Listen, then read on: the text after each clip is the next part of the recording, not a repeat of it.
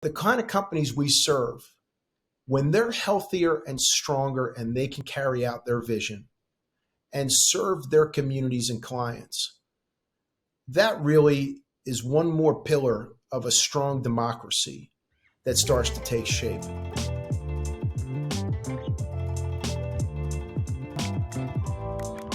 I'm Alex Kahn, Head of Content at Publicis Sapient, and today I'm happy to be joined by Arthur Filip, Publicis Sapient's Chief Growth Officer. Arthur, thanks so much for joining me today. Thank you, Alex. Great to be here. Not every company has a Chief Growth Officer, so tell me, what does your job look like? So it's interesting. Chief Growth Officer has probably been one of the biggest C-suite roles that have come about in the last 5 or so years. It's an outgrowth not only of a chief sales officer, which then became kind of a chief revenue officer. In many cases, chief growth officers have some mixture of M&A background, ecosystem development, chief marketing officer background, along with chief revenue, chief sales. And, in my case, I've played all roles in this industry in sales and delivery. I always gravitated. I kind of came up the client partner ranks in the consulting world all the way through outsourcing and everything in between.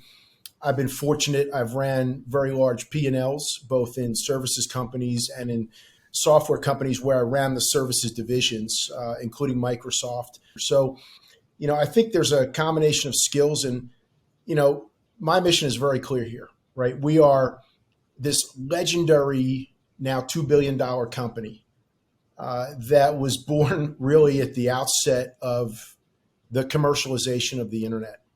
We've developed this stellar reputation, and so it's finding ways for us to scale and unleash those boundaries to grow our overall ecosystem, and not just to do it within the sake of winning deals, but to really grow the economy around us on a global basis and in every one of our local atmospheres and societies. You have a unique pulse on really the world economy because you talk with companies in every industry. You talk to in finance, automotive, consumer product, even public sector governments. So what's keeping those clients up at night? When I talk to our clients, you start with some of the global trends. I mean, it's the world's chaotic. It's clearly chaotic. If I think back to the several World Economic Forums I attended before the pandemic, the hot issue on the table, and you think of world leaders, CEOs, business leaders coming together in Switzerland to discuss an agenda of issues. The environment clearly is always on the agenda, but the big issue for the 2 years leading up to the pandemic was artificial intelligence. And it really stemmed out of robotics and robotic process automation and what people were seeing in terms of all kinds of jobs being able to, be curtailed out of the system through, simple automation processes. Well, the pandemic kind of slowed all of that discussion down. Everybody was hunkered down on everything from the economy to politics to, of course, the medical cure, getting, what the world would look like after the pandemic. And now here it is. The end of the pandemic was declared, but what's back on the table? All the advancements in AI. And It's not just a technology issue. It's not just a moral issue. We have this, roughly 8 billion person population on the planet that is rapidly aging out, that in many countries, there's not enough youth generating revenue and tax base to pay for all the elderly. And that's in Western and non-developed countries alike.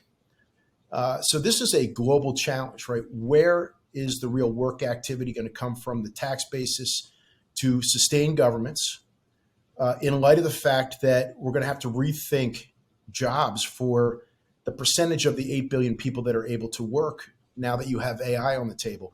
That is a fundamental 100-year issue that is going to stare us all in the face in many different derivatives and forms. And we see this manifested every day. Look, we also live in a world that is so hyper-connected. One thing the pandemic did, and some of the recent geopolitical issues that have come up, is the supply chains around the world have been dramatically disrupted. We were for Right. 40 years building this global supply chain. Those supply chains are all being broken apart. So supply chain rebalancing into more of a local versus global supply chain environment is going to be a significant impact on businesses and consumers for quite a few Right. years. So there's some big major issues that it doesn't matter if you're in retail, healthcare, you're in the government, you're in transportation and mobility, you're in financial services. There are significant generational issues that people are wrestling with. One thing that you touched on, and it goes back to the notion of growth in your title, Chief Growth Officer, is that in a lot of the things that you mentioned, supply chain, think about things like the environment, there seems to be a lot of questioning right now on the value of growth as a quantitative concept. What is your perspective on the notion of growth? Does it encompass both quantity and quality? Is your role as Chief Growth Officer, do you see also helping our clients push forward growing qualitatively, not just quantitatively? Absolutely. I think the qualitative components of growth are equally or more important because what we espouse, if you think of our company, at the heart of our philosophy, digital business transformation really sums everything up for us. It is a philosophy, it is a culture, it is a movement, it is a framework, it is the ability to have the right capacity and capability to be a sustainable organization. And I define sustainable here as not just the green aspect. It is sustainability at its core is, are you going to be here 50 or 100 years from now? And what impact will you have in the community? And I believe we have the medicine and the experience and the tools to be able to help companies be here 50 and 100 years from now. That means you can't be stagnant. And so growth is about finding new ways to serve your markets and to add value to ultimately the life of not only the company, but their employees and their customers. You have lofty ambitions and really focused sense of morality around transformation and what we do for our clients. And I'm curious to hear why. How do you square the notion of what we do, which is help our clients make more money, and then also, as you say, impacting the world and making it a better place? I truly believe, and I think what I really love about Sapient is that the culture, the values, the people, and every company talks about how great their culture, values, and people are. We have so many examples of mission critical, hardcore work where the work we've done has saved lives, has enriched lives, has made the human experience better. And what I believe is the kind of clients that we choose to serve, and I'm going to say that carefully, we don't just take everybody that shows up at our doorstep. We do have criteria. We want to make sure the values align. I've seen us not work with a client because, big name, but their political values or what they stood for was so exclusionary and so offensive to probably 90% of the population that we chose not to work with them. Oh, that's interesting. And I applaud us for doing that, right? But the kind of companies we serve, when they're healthier and stronger and they can carry out their vision and serve their communities and clients, that really is one more pillar of a strong democracy that starts to take shape. And make no mistake, our own group CEO, Arthur Filip, he closed out a really passionate speech. And I heard him say this and it made my hair stand up. I wrote it down. I was so excited. What he said was, this next 100 years, we're in this battle for, it's democracy versus authoritarianism and a world balance and a world order. And he said, every fiber and being of Publicis is going to stand for doing the right thing for democracy and fair and balanced society and nations and the way people live and interact with each other. I think that transcends throughout group, transcends throughout Sapient. And so I do believe we fulfill that mission. I do believe that that serves the public good. I do believe that every one of us, whether you're in a sales role, a delivery role, whatever kind of role you play in the company, you can show up every day knowing that your work is going to contribute in a very high focused impact way to making the world a better place through the work we do for our clients. That's really interesting to hear you frame it that way. I have not heard it framed that way before, where essentially you're saying that by helping businesses and also our public sector clients function more healthily, these are institutions that form a pillar of our society. So by making them more healthy, we're making our society more healthy. It's almost like this notion of everything that we interact with in the world at the end of the day is a business, right? The businesses are almost like the operating system on which the world runs. You know, I go back to my childhood, right? I grew up in a family of doctors. And when I came into this industry, everybody looked at me like, you're doing what? You're going into what business, right? You know, my parents wanted me to go into medicine. And I finally said to them, look, the business that I'm in is like being a doctor, but for businesses and for governments and society. And, you know, our medicine happens to be technology and also new best practices and new ways of doing things and finding ways to kind of bring people and ways of doing things together with technology to make them healthier, to be preventive so that they don't get sick. And when they are sick, we have the ability to fix them. So digital business transformation, to me, it almost sounds obvious that every company is going to want to put digital at the core of what they do, especially post what we just saw in the pandemic, where our entire lives became even more digital than they already were. So what are some of the challenges that Publicis Sapient faces when trying to go sell it?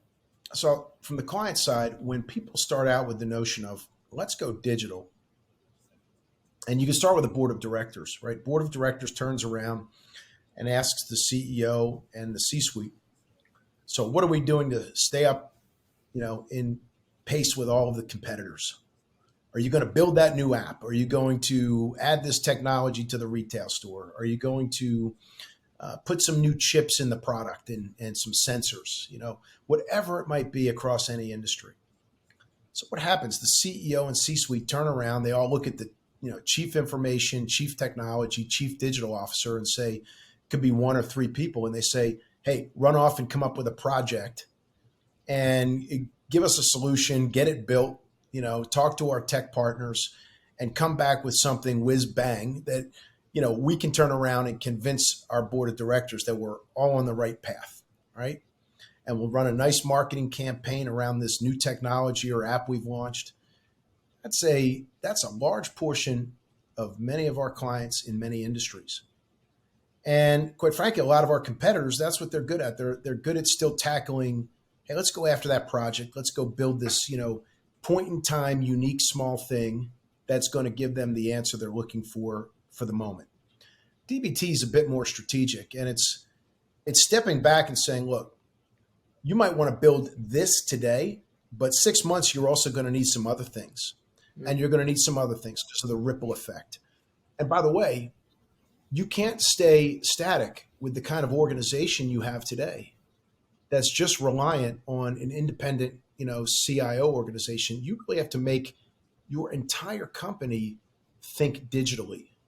Right. They need to think about how they do their work. And it's not even just about applying technology. Digital is being native and reinventing your own business process every day, no matter what role you play, even if you're in the cafeteria, rethinking and improving, right? So that's what we bring to the table with D and the B and T. And I think not everybody wants to buy the full scale. You know, we will also come in there and somebody is dead set and they feel like they know what they need to do. And in that case, we're pretty confident that we can do it better than any of our competitors. Digital business transformation, I mean, why the term exists at all is our belief as a company that existing businesses have something to offer to the world, and that digital natives who are coming in and trying to disrupt industries are not the only answer. The answer that we can help provide to existing companies is no, you too can change and change for the better in order to compete with upstart digital natives. What is it on a change management level that inspires people like you, because there are people at our clients as well who are sitting there and saying, I don't want to jump ship and go to a digital native. I want to work here and I love this place and I believe this place can change. What is it? What is it on a human level that inspires someone to want to move forward with change? Sitting stagnant is often, it's the big cliche. It's the recipe for going in reverse. And I think that manifests for every person individually. So not everybody's dreams and ambition levels are the same, but everybody does have this kind of grit inside, right? This willingness to want to make the place around them better. I think that we do, as a company, stand for change. So we have a lot of competitors, at the very top of the consulting food chain. They hobnob with all the right world leaders, and they come in with big concepts, and they'll charge you millions of dollars and get a lot of knowledge from you as well, and give you great PowerPoint slides. But when you say, okay, let's turn this into reality, right? So the CEO, think of the CEO or the C-suite that then says, okay, what do I do next?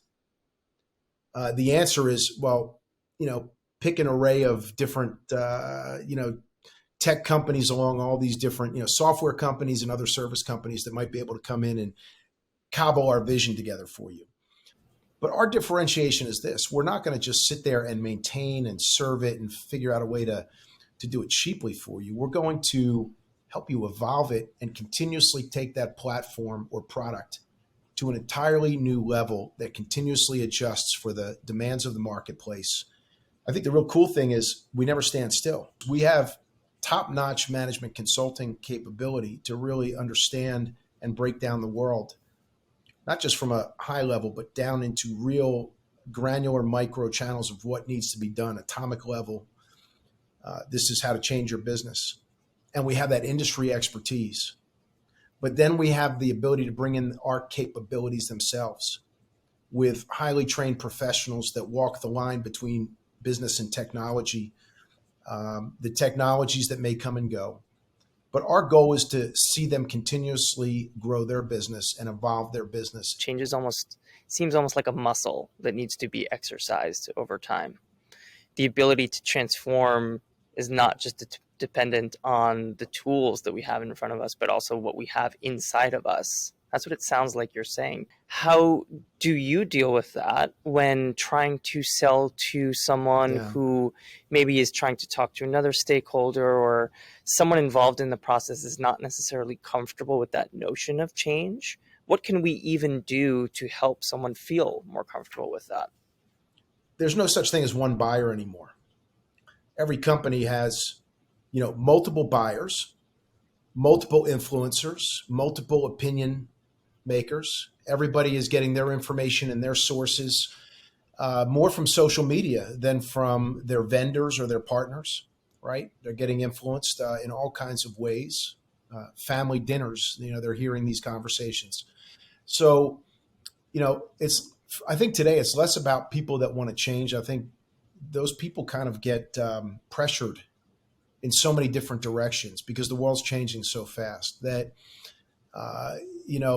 it's important that people find their own inspirations and understand the world around them, right? And keep a very open eye. It's personal to everybody. And what I'll say is this: I draw inspiration. From a young age, I grew up in the West, but I also grew up in communist Poland and Russia. And so that gave me a really young age. And my father was a defector that left and came to the United States and sought asylum and became a citizen. And he was not allowed to go back. I was allowed to travel there to see my grandparents. And it showed me that, this cocoon of the Western civilization, the mainline suburbs of Philadelphia, that world was, really that small cocoon, and that you go a couple thousand miles away and life is really tough. And I was under 10 when I first saw this. And it gave me this, I think, lifelong total passion of, wanting to be a citizen of the planet and to try to see every country I could, both personally and through work. What that's taught me is there's never the right way. Nobody ever has the full answer. And that if you can kind of open your mind continuously and push your boundaries and remind yourself that whatever you think is right and the best way to do something, there's a billion other people on the planet that probably have a better way or a better thought or something you can learn from. And to me, that's given me energy to want to learn more. Also speaks to, I think, some of the themes that you've been touching on before, where the empathy angle and the openness angle seem as important of a tool in your toolkit as anything else. There's no doubt. The industry has never been easy. That the best way to succeed is to understand the human element of it. We have plenty of engineering and computer science degrees in our industry.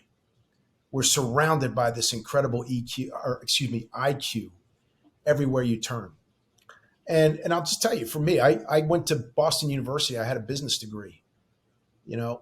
I chose not to be a scientist. I mentioned my family were all doctors. I chose to want to learn business. And for me, I had an operations and a marketing, sub-degree in business management.